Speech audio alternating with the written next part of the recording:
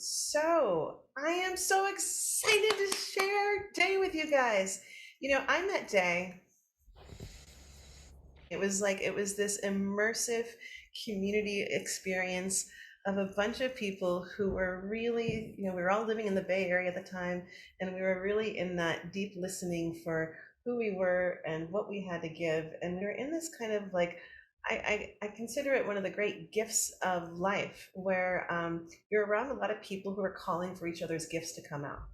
And it was really fun. It was like it was something so unique to um, it taught me about what real community is, when you're surrounded by people who are like, yeah, show me what you got and keep calling for it. That's how Day and I met. We met in this really beautiful community. He started creating these amazing earth altars that were just something else. He also convinced me, he was one of the part of the people that pleaded with me, actually, to go study with Stephen Jenkinson in Orphan Wisdom School. And a lot of folks here are familiar with him, as he's a guest teacher in the school now. And and he started creating these amazing works of art.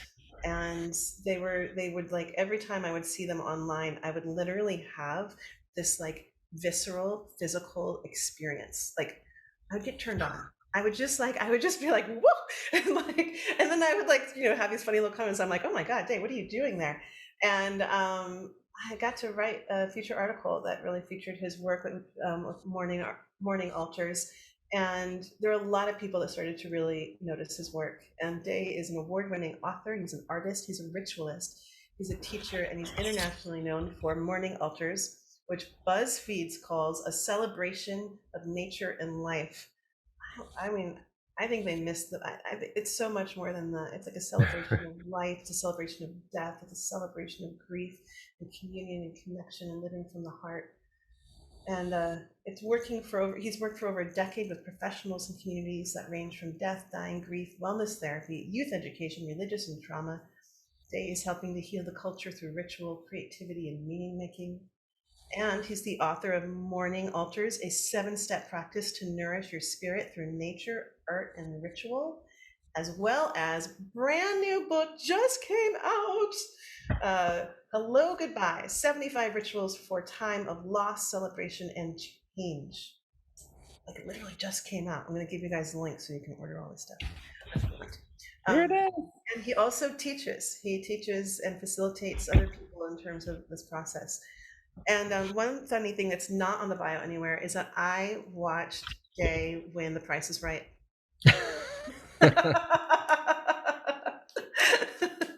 And that was a story of 3 radical people. I think they were really into the entertainment of how many radical people from Berkeley can you put on a team together.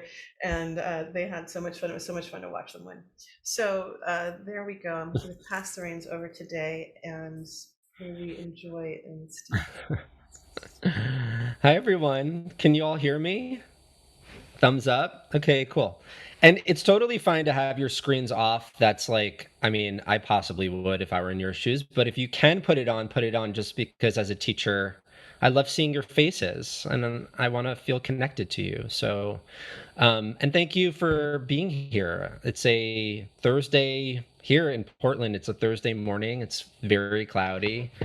And I don't take this opportunity for granted. So I'm so happy to be here with you. I want to give you a little housekeeping, and then I'm going to jump into it. Most of the workshop today is going to be done through a slideshow because I'm a visual artist, among other things, and I thought it'd be like more interesting to teach you through beauty than just seeing each other in like a Brady Bunch grid. So we will switch into a slideshow just in a minute, but I'm gonna teach you. Today's workshop is about the creative muse. Um, but before I go into that, I want to do housekeeping, and I'm also going to tell you my personal story because I think it's better when we know each other a little bit, and especially when you know a little bit more about me. Um, and so the housekeeping part is basically I'll be teaching most of it. There will be moments where I will invite in. I was going to do breakout groups, but since we're this is manageable, I think I'm going to invite moments where I'm going to ask you to raise your hand and unmute yourself and to talk a little bit. Um, there will be specific questions aimed at you. And then there will be moments where I'll say, maybe journal about that. There's one moment where I'm going to say, shut your screen off and go do something in your room. But so there's different levels of engagement here. So just be prepared for that. And most importantly, are we excited to be here? Yeah, kind of, sort of. Yes. Okay. On Zoom, you have to be over non-nuanced. Yeah, like that. Yeah, I'm crazy. Yes. Okay. Good. I'm excited to be here with you. We have an interesting topic to talk about today. So I'm going to jump into this slideshow. Please ignore my messy desktop. but we'll get there. Okay. So can you all see this? Thumbs up? Okay, it's coming across. Okay. So the name of what we're here to do today is, I called it Courting the Muse. How to be in right relationship with the creative spirit. Now, and you're seeing throughout this workshop, you're going to see photos, a lot of it, of my art. On the left is one of the morning altars, and so there's a I'm a word nerd. I should just start off by telling you I absolutely love words. If you read my books, you'll see a lot of etymology through it. I not only love words, but I also like where things come from, aka the roots of things. And words have roots. And so as I'm teaching, I'm going to be pointing you to these little doorways, these little root doorways that lead you someplace else. For instance, in the title of today's workshop, I'm calling it Courting the Muse. It is not a coincidence that I'm using the word court, to court. Okay. Court, if you look at any etymology dictionary, anything that you see that says C-O-U-R-T refers to this, refers to the heart of things. So a courtyard is the heart. It's the heart of the compound. So courting is a heart-related endeavor. And then we have this other word called muse, which we will look at in just a minute. But I want you to see the word court. And then here's the other word that I'm really interested in you seeing right now. The word relationship. Right relationship. So we're talking about heart and we're talking about relationships. And then, of course, the creative spirit, we'll get into that. But that gets too much airtime these days. Creativity and spirit. I'm interested in relationships. I like relationships. And so we're talking about courting a relationship. Okay, I'm getting ahead of myself. Okay, let me take you back to when I was 5 years old. So how this all started when I was 5 years old. So I was the kind of kid when I was 5 who, after a rainstorm, would run out on my driveway, and I literally would save all the worms for hours and hours. I would just get on my hands and knees with little leaves, and I would help each worm wiggle onto a leaf. And I would just take my time, and I would transport them to the lawn, and I'd puncture little holes in the lawn, and I'd give them all a little homecoming. And of course, because I was this queer little boy, I would decorate all of their little homes, holes. And so I would put little twigs and berries and leaves around the hole until my entire front lawn became almost a constellation of little mandalas, like earth mandalas. It was very cute. My parents thought I was super weird, but because I was 5, it's adorable. So fast forward to about 11 years ago now. It was a year that really wrecked me. In one year, my father died, and I went through a major breakup, on the level of divorce. And I couldn't do my work. I couldn't socialize. I remember going to a gathering, I think that you were at, Leah, and I just started crying in the middle of it. I couldn't even just be around people without just feeling my broken heart. And when my dad died, I took Rudy. You can kind of see her. She's like a little blob at the bottom of the screen. But she is a miniature schnauzer, and she was my dad's dog, and I adopted her after he died, and she became mine, and I really kind of took her under my wing. And she was the only reason I got out of the house in the morning. Thank God. Or thank the goddess. I mean, she got me out of the house, and she basically saved my life because I just would have holed up inside. Because she required dog walks every day, we would walk. I was living in California, in Richmond, California, next to a place called Wildcat Canyon, thankfully. And we would go on these early morning walks. And as I was walking her, my head would be down, and she'd be sniffing and curious like dogs are. And my head would be down, and I'd be ruminating in my mind in thought.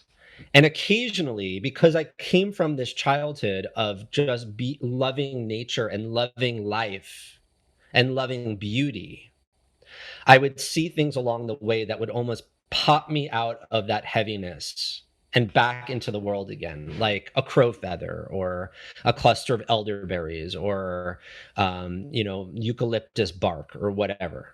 Anyway, the story goes that her and I would walk one morning, and we came to the top of this hill inside of Wildcat Canyon, and I it was very early morning. It looked very Spielbergian, like almost like a movie set. The fog was rolling in. It was beautiful. And underneath this eucalyptus tree at the confluence of three paths in the park were these amber colored mushrooms. And they looked so beautiful that maybe my 5-year old did this. I'm not sure, my inner 5-year old, but I sat down underneath that tree and I started to arrange them. I started to arrange the mushrooms, and then I took some eucalyptus bark and some eucalyptus caps, and I started to create. Actually, the next slide is what I made. I made this that morning. And this is totally temporary. It was a temporary piece of art. It felt like the hour went by in like a minute. And it was the first time probably in 8 months that I felt lighter from my grief. And in retrospect, in looking back, what I was doing, because those of you that know grief know that it's very disorienting, and it could almost feel chaotic, like the ground is falling out from you. And for the first time, it felt like I was creating order so that I could remember that there was such a thing. Like I could see before me, oh, this looks together, this looks orderly. And then it helped me a lot. Um, this creative act, this first one, helped me tremendously. And so I thought to myself, something's happening. I don't know what this is, but I'm going to commit to come back to this very tree on the top of this hill in Wildcat Canyon for 30 days. I'm going to commit. Can I come back? I have to walk my dog anyway. We come through this part. I'm going to take a basket and I'm going to walk, and I'm going to collect things, and I'm going to make another piece of art that is symmetrical. I'm going to put order down on the earth so that I could remember that life could be orderly. Does that make sense, everyone? Okay. And by the way, I am a Jew from New York, so if you want to raise your hand and interrupt me at any time, we like that. I like to be interrupted, so feel free if you have a question. So I came back every day for 30 days, and I made a new piece. Actually, I have some of these early pieces that I made here. Like I made one every day. I would sit down and I'd spend just about an hour and a half, and I'd make a new piece like these. We were going through a drought at the time, so you can see that the ground is pretty cracked. And what ended up happening was, at first I started to make this for my own heartbreak, just to like ease my heart, to get me out of my head, to get me into my hands, to be making creative things. And because they're impermanent, at the time I was painting, but these were like so much more accessible because like it didn't matter. I could always rearrange things. Like painting's a lot more permanent. These are very impermanent. But then what actually ended up happening was friends of mine were going through life events, like someone had a baby, someone got married, someone moved, blah, blah, blah. And I started to create these and dedicate them to my friends and what they were going through or what I was going through in my life. And so I would make I every day it would be a morning practice. I would sit under that tree, I'd make one, I'd photograph it, and then eventually I'd send it to a friend and I'd say like this is to honor your new baby. And people were so moved by that. And some of my friends, like for their children, they would put it they'd photo sorry they'd print it and hang it above their kid's cradle, and it became this thing that I had no idea. It almost felt like I was being, well, it didn't almost feel, I was being hooked. I was being called, I was being taken by this practice of making beauty out of nature. And those are my feet. And then the most interesting thing happened, which was as I not only shared this with my friends, I would also started an account called Morning Altars. And I started to share it on social media. And the most interesting thing started to happen, which was that I would put out my altar for my reasons and my own, like I dedicate it to whatever was going on in my life. And I'd put it on social media. And then suddenly I would get someone in, let's say like Canada, who would send me a image of what they made out of their land and for their own reasons. So here's a story. This woman in England was sitting outside of she dropped her kids off at school. She was sitting in her car and she was feeling really emotional. It was 10 years since her mother died. And it was the anniversary of her mom's death, and she didn't know what to do. And so she was just scrolling through Instagram, trying to busy herself. And she came to my account, she saw what I was doing, and it compelled her to go outside and to forage in the forest behind her kid's school. And she came across these fox bones. And so she made this piece. And as she was making it, she said she felt like she was actually speaking to her mom. And she said it was the first time in 10 years that her mom and her felt like they were close together. And this story is not unique. So I get images from Turkey, from Iran, from all over the world of people being creative with the land that they live on, where there's someone making art out of the land they live for the reasons for their own life reasons. All of these tell a story. All of these have a prayer to them. All of these are unique because they're made out of the land where these people live. This totally blew me away. This completely blew me away. It still blows me away, by the way. And then I started to realize that other cultures actually have this in their lineage of being able to court spirit through beauty making, through art making. Not like painting, not like drawing, but do you know the word ephemeral?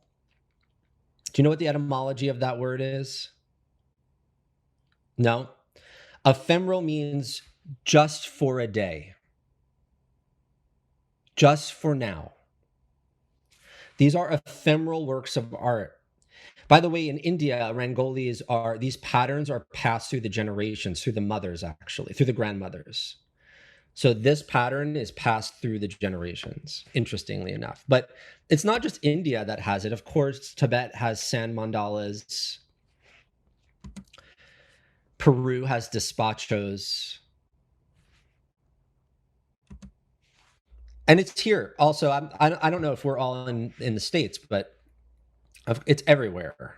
It really is. Every Earth-based culture has this, my own included, by the way. And this is a service that as I said, I'm Jewish, and this is our New Year service where a synagogue invited me to make an altar live while the service was happening.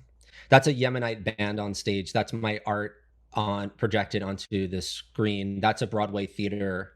And I literally made that piece that you're looking at on the floor while everyone was praying.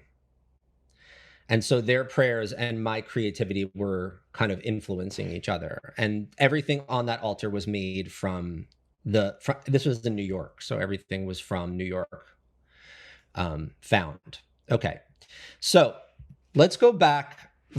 Before we go into like this question of Muse, I'm going to read you a quote that's going to set the stage for what we're here to do. That was a little bit of my story, just so you understand both what I've been up to, how I understand creativity, and also a guide for the slides that we're about to see. For instance, the altar that you're looking at right now, I made this past summer at the historic Lakewood Cemetery, um, where it is an offering to everyone's dead at that cemetery. So this was like infusing creativity in a place that most people don't think are creative. Okay. So what is a muse? So I'm gonna give you this quote. It's by the amazing teacher and mythopoetic master Michael Meade. I'm not sure if you're familiar with him, but anyway, I think it really sets the stage for what we're about to talk about. He says, as the world churns all around us and the troubles of both nature and culture intensify, there can be no single idea, specific movement, or patented belief system that can save us. Rather, a myriad of indigenous solutions and genuine inspirations are now required. In times of great trouble, the spirit of life calls forth our deepest resources. The old idea of a genius self already present in each person and trying to awaken may serve us better than heroic notions or simply political solutions. The original idea of genius refers to the inborn spirit and natural gifts of each person. In that sense, everyone has a genius nature and is something essential to give to the world. There may be no greater time for people to awaken to the inner spark of genius than the period of widespread crisis at so many levels of life. If we are to find creative ways of living together and healing both culture and nature, the awakening of individual genius may be the deepest, most imaginative way to approach the seemingly impossible tasks that face us all. As the old saying advises, adversity reveals genius, prosperity conceals it.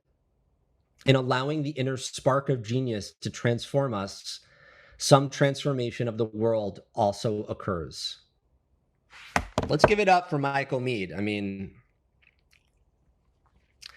that's a quote.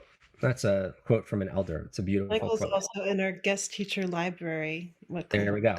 of so it's a good class to go look at. I love it.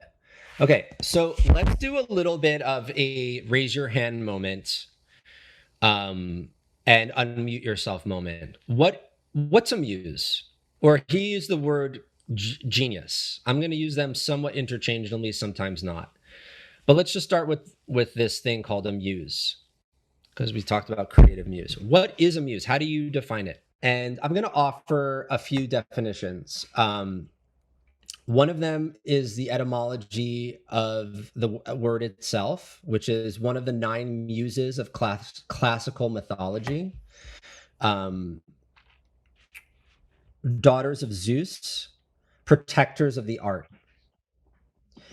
And then there's another word that I want to acknowledge here, which is the word daemon.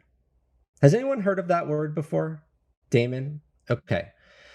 So daemon is the definition, which I thought was really interesting, which was divine attendant spirit that came to humans from some distant and unknowable source for distant and unknowable reasons.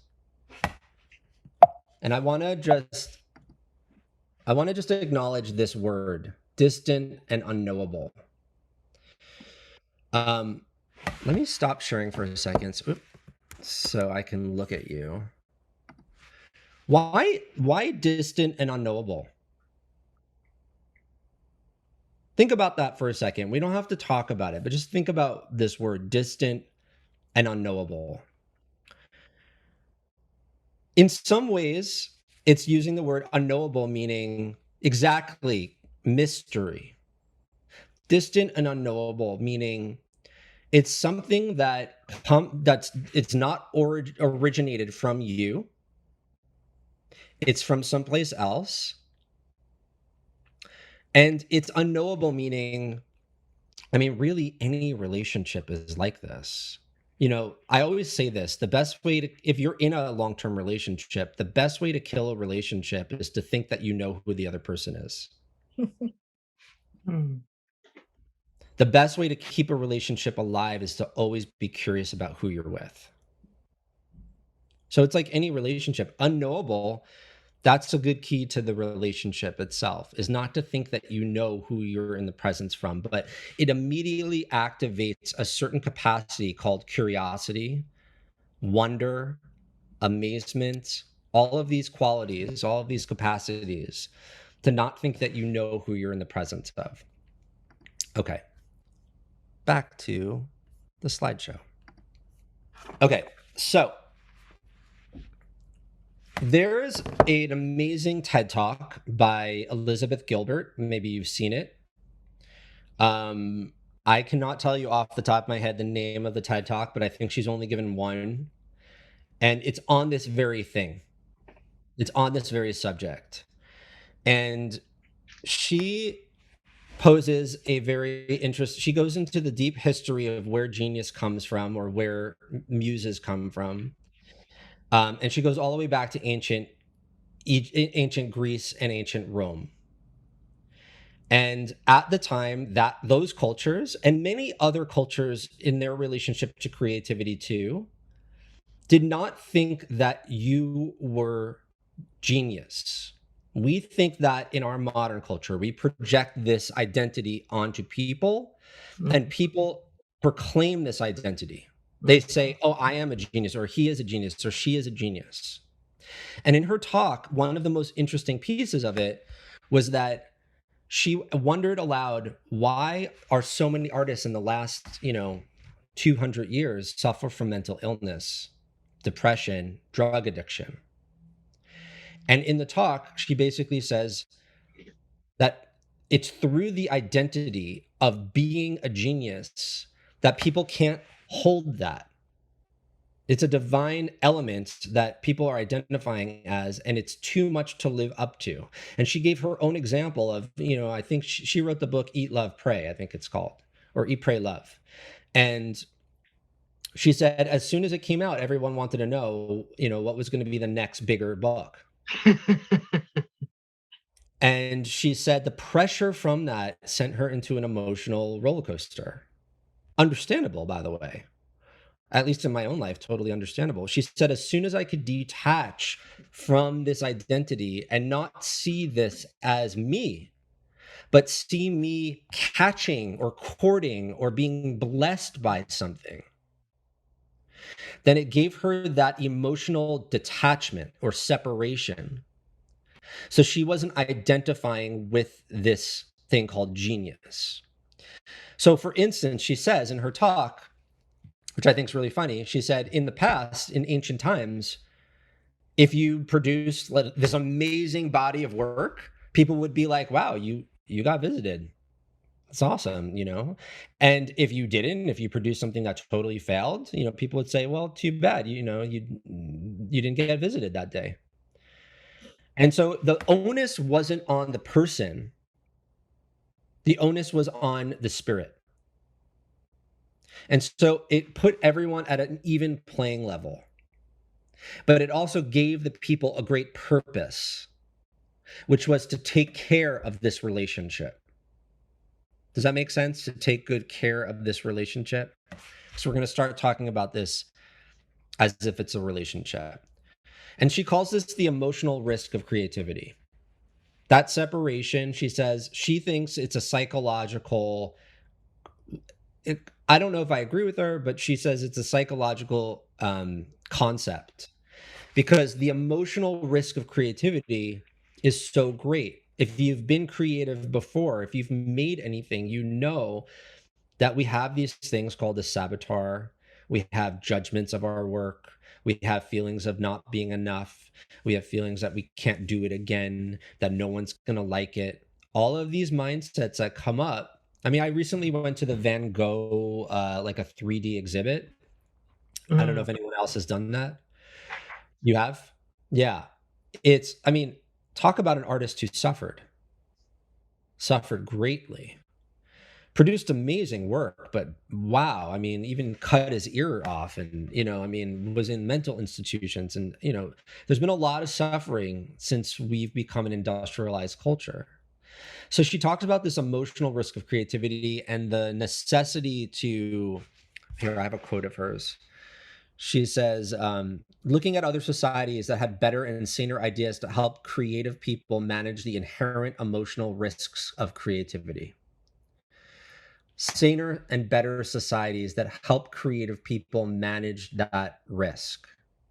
So, in that, the muse creates some distance, but it's still risky. Leah, you have a question or a comment?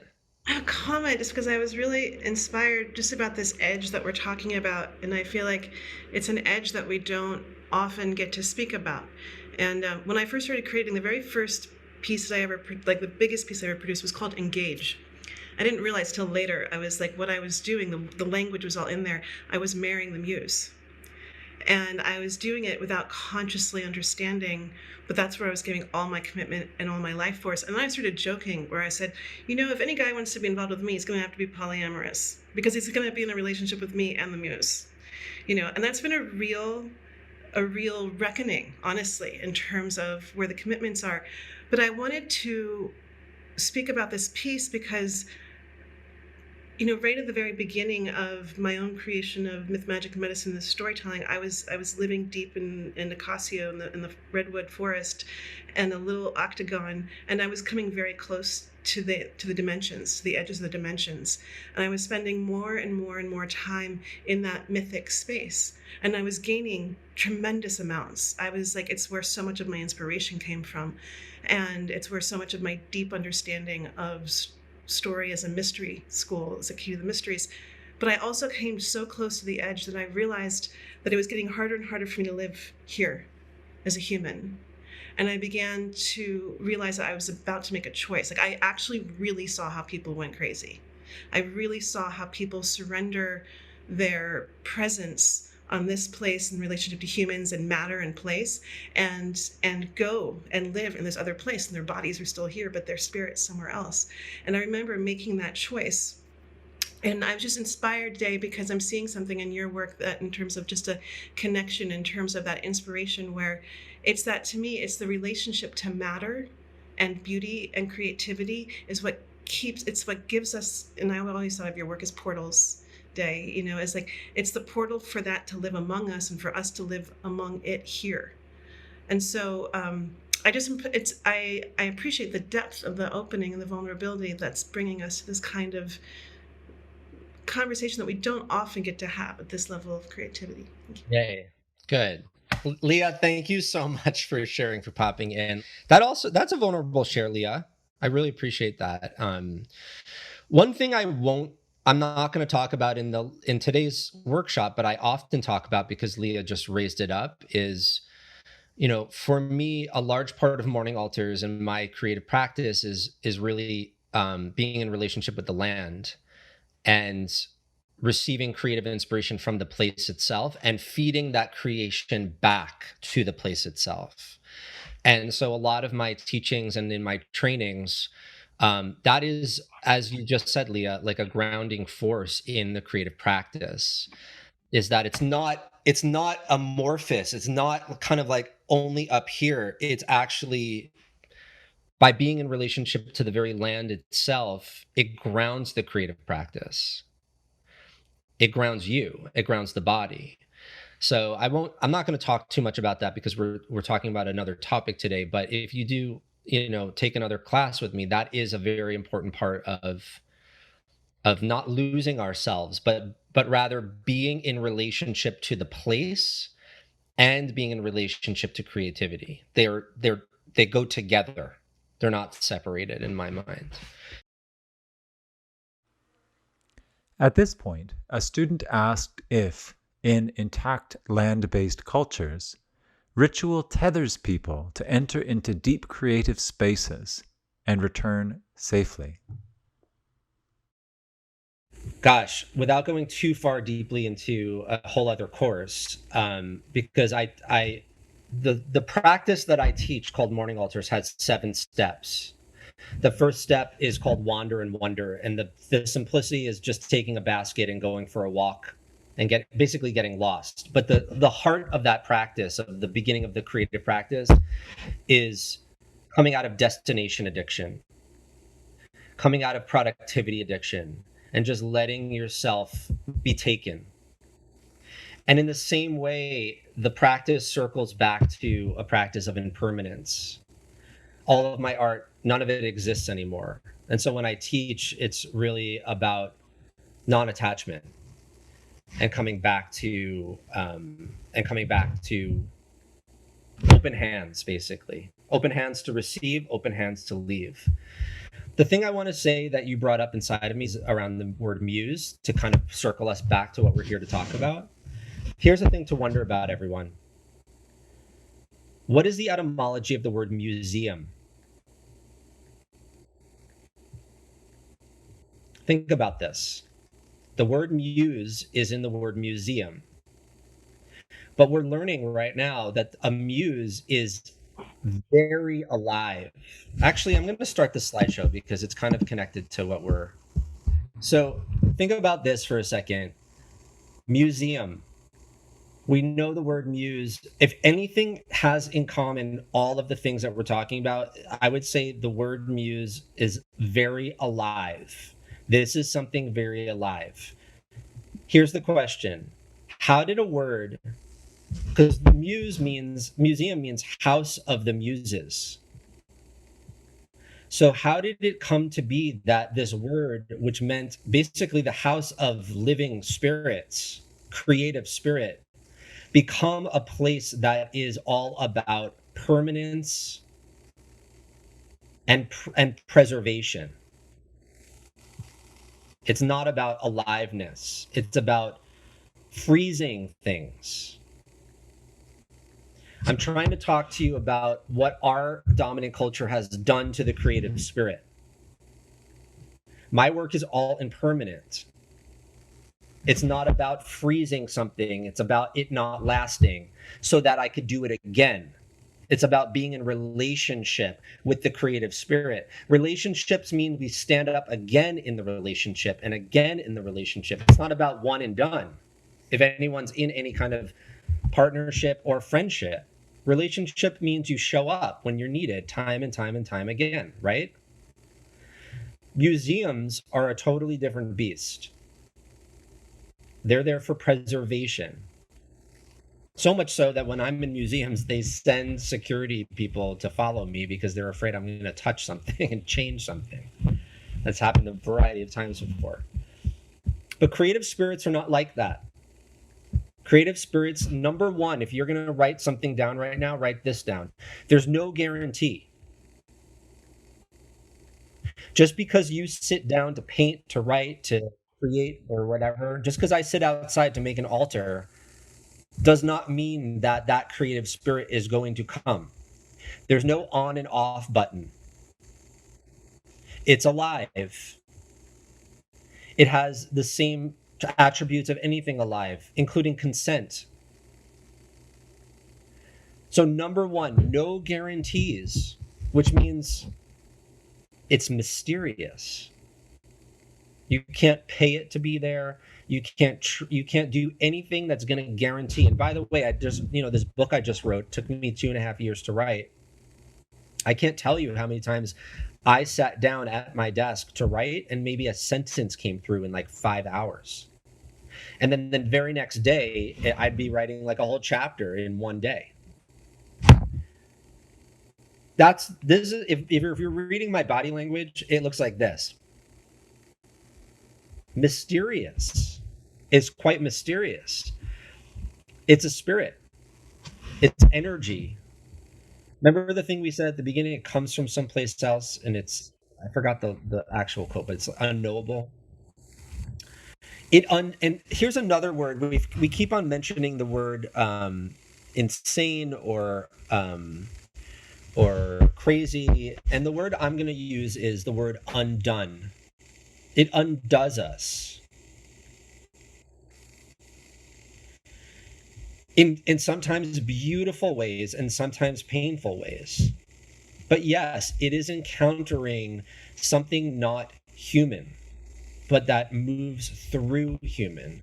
We use the word inspiration. What's the etymology of that word? To breathe in. To be inspired is the breathe. So this, and in my tradition, in my Jewish culture, our word for breath also is the same word for spirit, ruach, or wind. So it's moving, just like emotions, emotion, it moves. The creative spirit moves.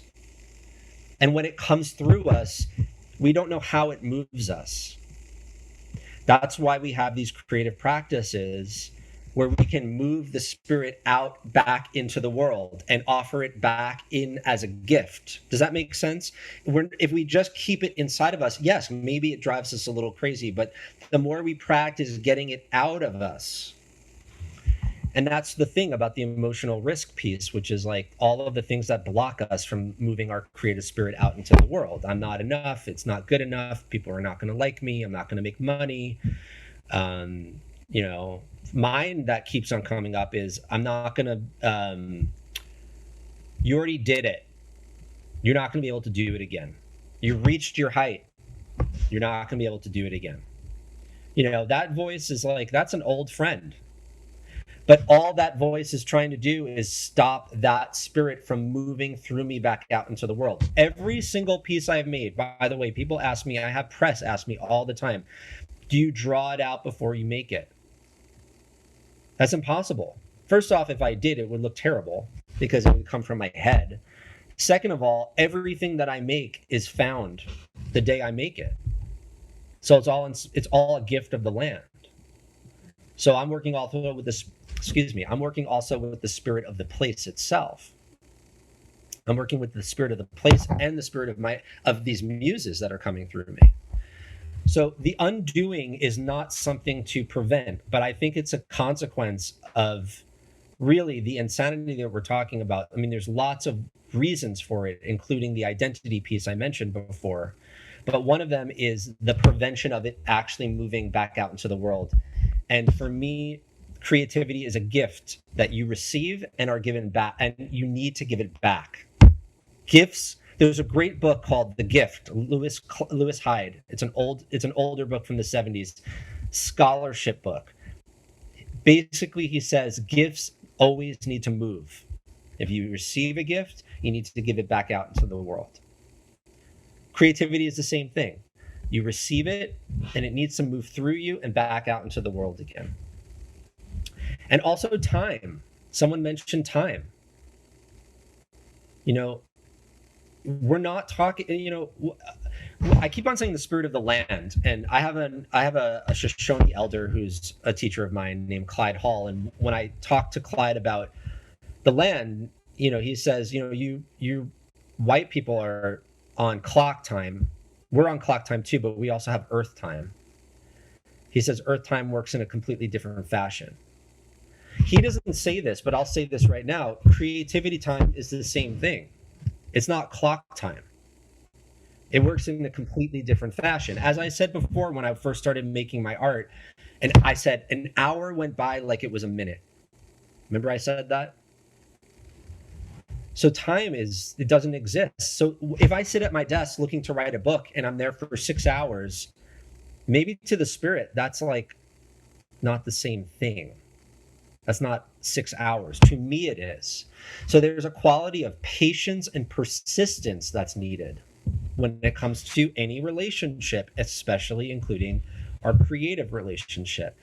Patience, persistence. Okay. How do you notice the difference? How do you distinguish the difference when you feel creative versus when you don't feel creative? How do you know the difference? Someone said, I apologize, but I don't remember who said this, but someone said when you were saying like when you don't feel it, you feel like less energy or depressed or something like that. How do you distinguish this I feel creative, I'm ready to create versus I don't feel creative? What distinguishes the difference? By the way, extra bonus points if you know the etymology of the word art or artist. Anyone? It means to bring back together again.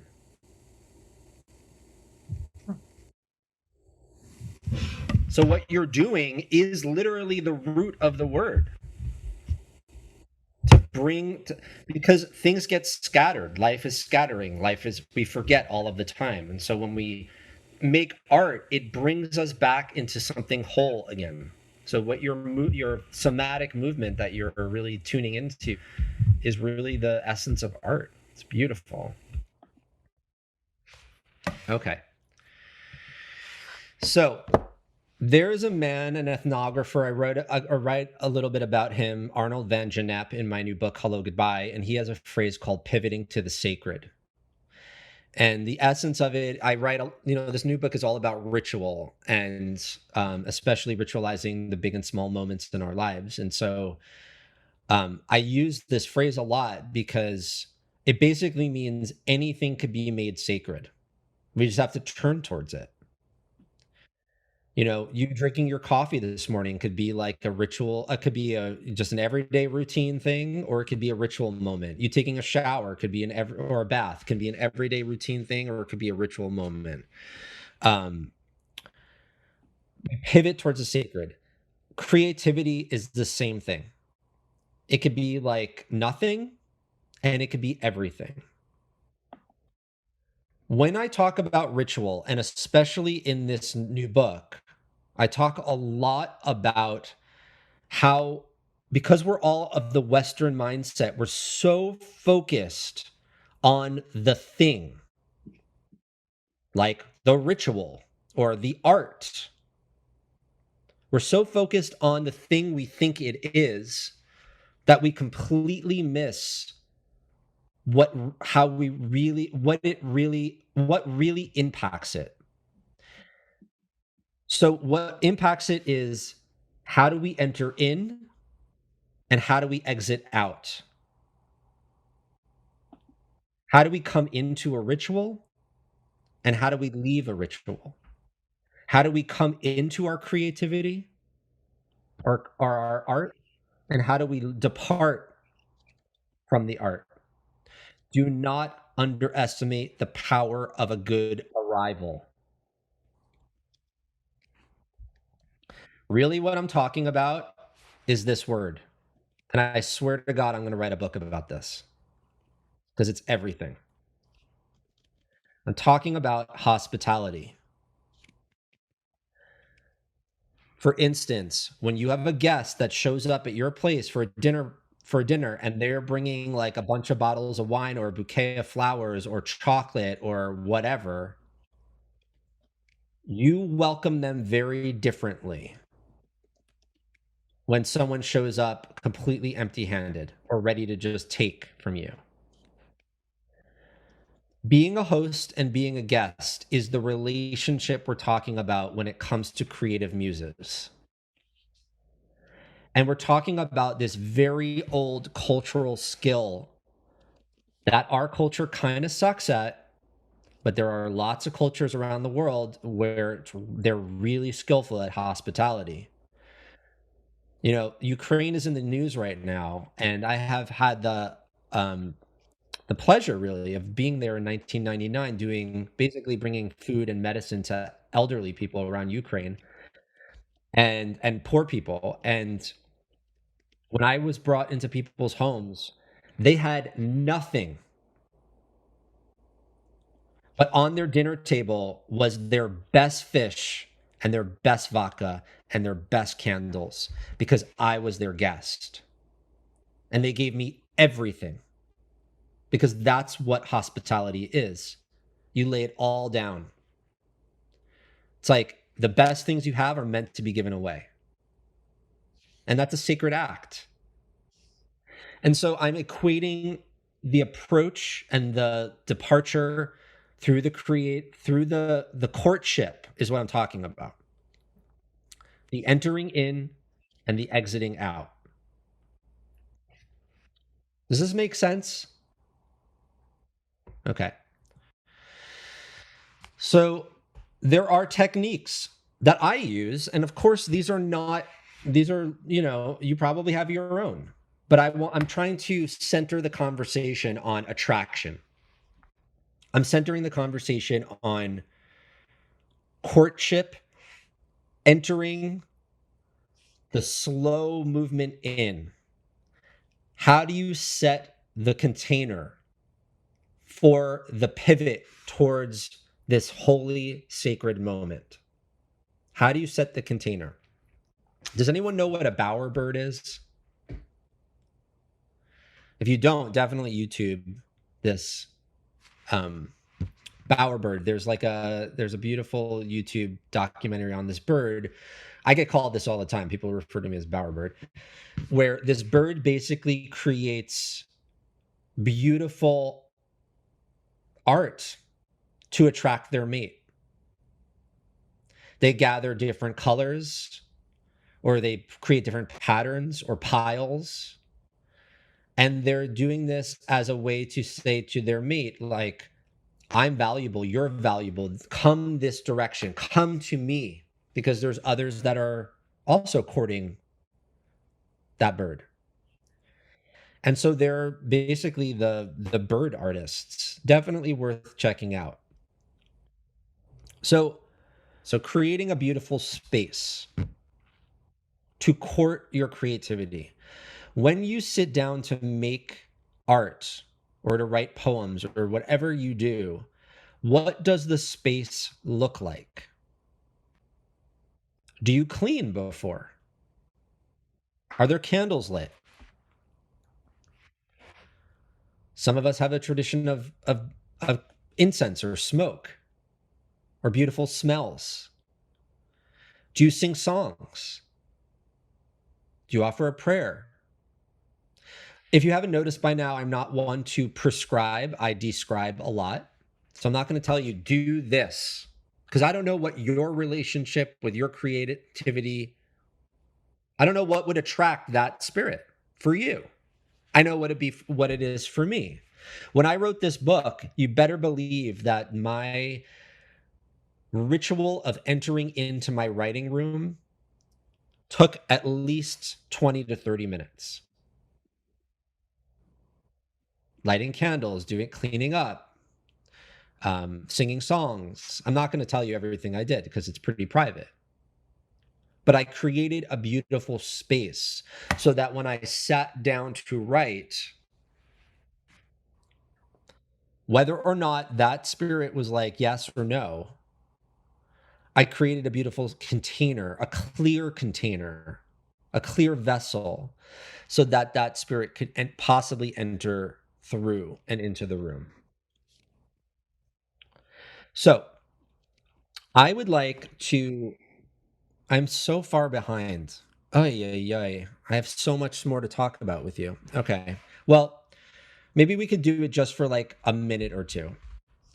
I was going to send you and do this for 10 minutes, but I want like 3 more hours with you guys.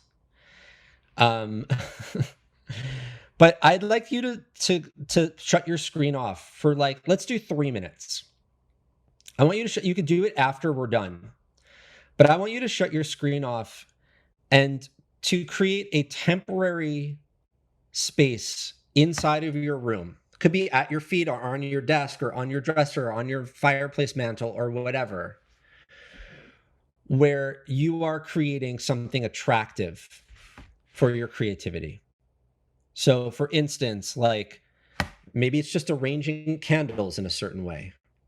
Or maybe you see there's some beautiful plants in your house and you're going to gather them and put them in a certain, this is in a way, it's like interior design, but in a small little place. This could be, we can call this an altar. Sure. But I would like you to do at least one move in your room. Maybe that's just sweeping or creating, putting down a blanket, or I don't know what it is for you. I just want you to make one attempt right now to create a beautiful space in your room just for 3 minutes. And maybe that will just inspire one thing that you'll do that will come avalanche into other things that you'll do. Okay? This is clear, or is there a question? Clear. Okay. So I'm going to time you. Shut off your screen. Be back here in 3 minutes, please.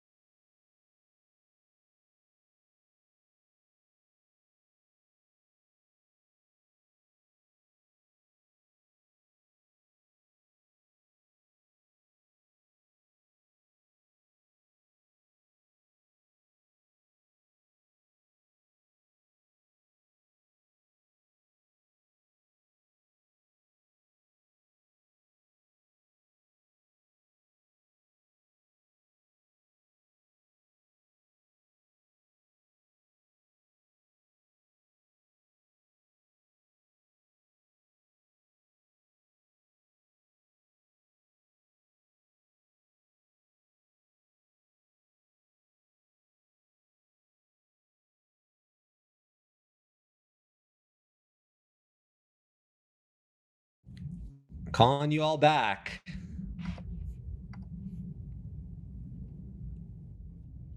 If you can hear me, come back. Come back.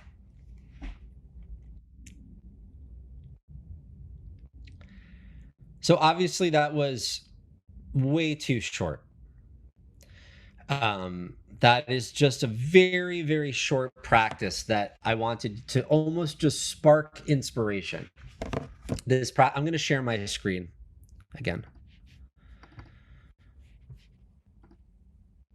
This practice of setting a space. And by the way, I go into a lot more of this when I teach, but one way, obviously, of creating a space is clearing a space. Don't underestimate the power of cleaning and clearing, sweeping, making room, and then putting down beauty. Okay, so creating or setting a space. Please, if you're inspired by that, try it out after this workshop's done. Maybe create a little container in your house or in a studio where it's just exclusively for that creation. Learn how to set a space. The second thing I want to talk about is calling. Calling, praise, thanks, song, somehow speaking out loud directly to this muse. I don't know what that means to you. And maybe to some of you, that feels crazy. And maybe for some of you, that feels very comfortable. But this is the way that it's been for thousands and thousands of years in cultures all over the world, is actually calling to a muse in the same way that we are called.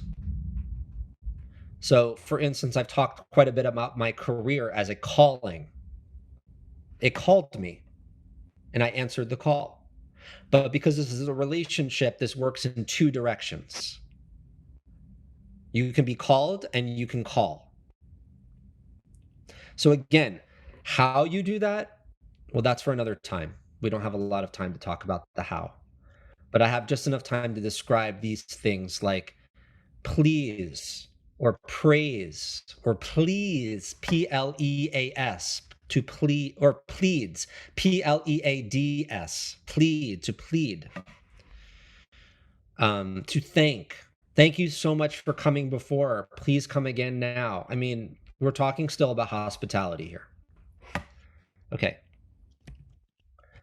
Softening yourself, another technique. Sometimes when we bring our full mind to something, we're in the way.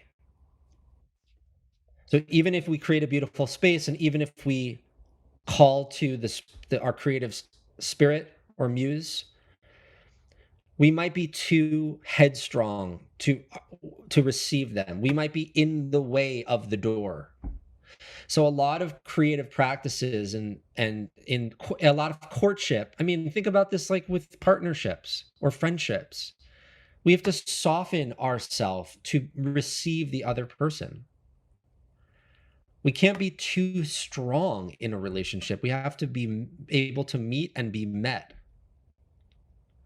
And so the same thing is true with muses. We have to find ways to soften ourselves. That could be meditation. That could be taking a walk before. That could be lighting a candle. That could be saying mantras. I mean, I don't know the ways you soften yourself, soften your body.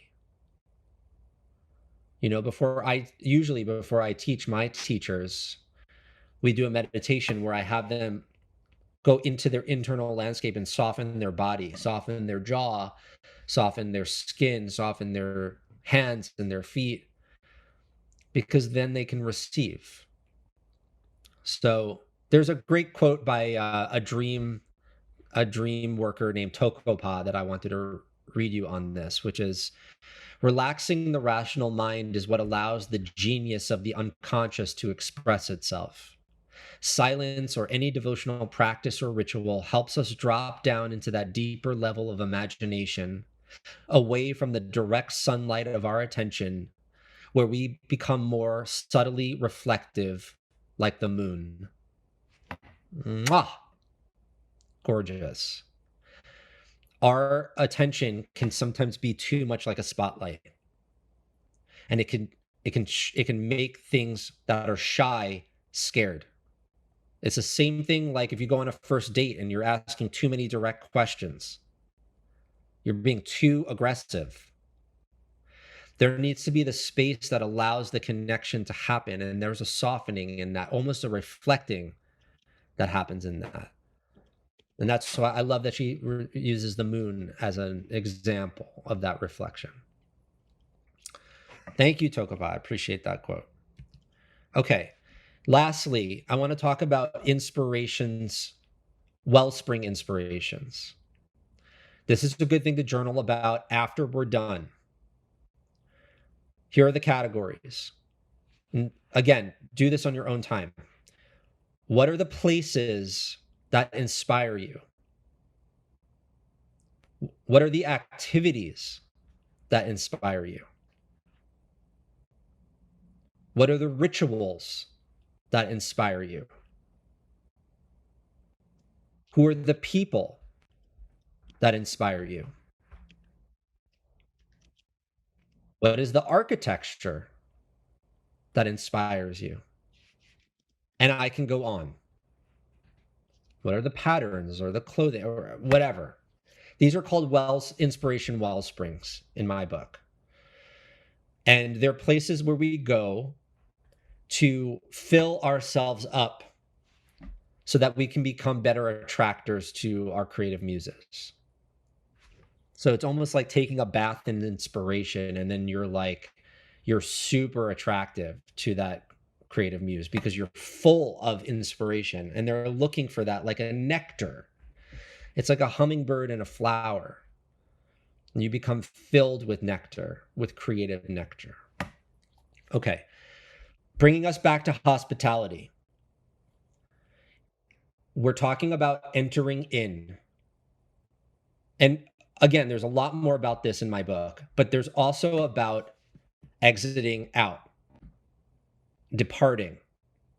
It's not just you come in with all the flowers and the gifts and the wine, but you leave like a jerk. You got to leave in a good way too. So ask yourself right now, what does that mean to you? Like, what is the best time you left someplace? What does a meaningful departure mean to you? How do you end beautifully? It's a good question. How do you end beautifully? What's a time where you were a guest in someone's house and the departure was as good as the arrival? That's happened before, and if it hasn't, please may it happen at once in your life. Departures are really sweet and can be super beautiful. They're an art in and of itself. Unfortunately, we have these things these days like ghosting or like an English departure where people just like disappear. I don't like that.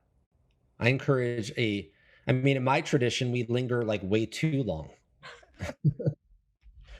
you know so here are 3 ways that I do this, and again, you're creative, so think of your own. These are just 3 examples. The first one's really easy. Saying thank you always makes for a good departure. Thank you so much for having me. This has been a really amazing time. I'm so grateful to be here. All of the gratitude, like, what have you been given, and how can you be gracious in acknowledging what you've been given? The second thing, making an offering. Just like you came in with gifts, leave with gifts.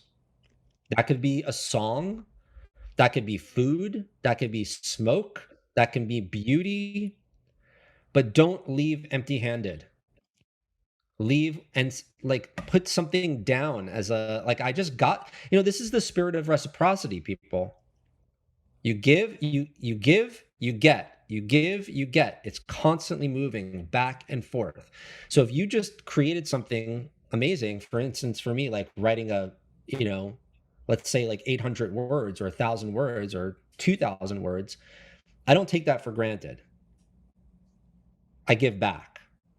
The third category that I do is I plea for the return. Please come back again. This is my hosting quality. I'm a good host. A great host says, please come back. You're wanted again. You're wanted. Please, we want you. Come back. These are really good ways to end a creative encounter with your muse. Giving thanks, making an offering, making a plea. Does that make sense? Y'all with me on this fast-moving train? Okay, cool. Okay. Lastly, in summary, one of the language both of this to communicate with the spirit of the place itself, which is very connected to my work, and also the spirit of the muse, the creative muse. Both of these spirits speak in wonder. They speak like this when you go like this. Wow. Or ah, or ooh. They hear that. That's a language. Uh, One of my teachers, Rabbi Joshua Heschel, refers to this as radical amazement, that language, to be radically amazed. So, this is what I'm talking about the whole time. To court your creative muse, start and end with wonder. This is the heart skill. To not be so certain you know what is here. To not be so certain you know who your muse is. To not be so certain that you're going to get what you want just because you want it, but to approach the practice with wonder. Lastly, just bringing us back to these quotes from the beginning, if you remember, adversity reveals genius, prosperity conceals it, which means there's a greater purpose to our creativity that serves both our life and the world. So when we're experiencing tough times, personally or collectively, that reveals the creativity. It's not the absence of it, it's the presence of it that reveals that. So now more than ever, we need your creative spirits to come in. We need you to make room, to create space, to plead for their coming in, to welcome them, to let them, to bring that gift in and out into the world, and to say thank you and come again for your life and for the life of the world that we live in. And I've been referring to my books, so I just wanted to show you this is some of what we're looking at, and based on this is one of the books, my first one. That's the second. That just came out last week.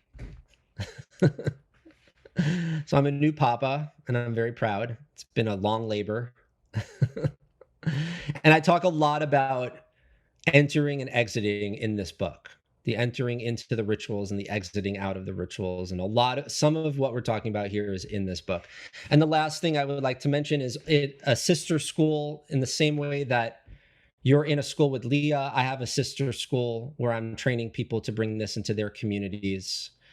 And I'm so honored to share both my practice with you, and also to be basically training in the same way that Leah does, to train so many other people to be creative and empowered and in wonder with the living world and with our creativity. And I'm so grateful for your attention today, and I hope that you gained some treasure from this time. And I would like to hand over the mic to Leah, and just say, Leah, thank you so much for your hospitality, for your invitation, for your vision, bringing this school forward.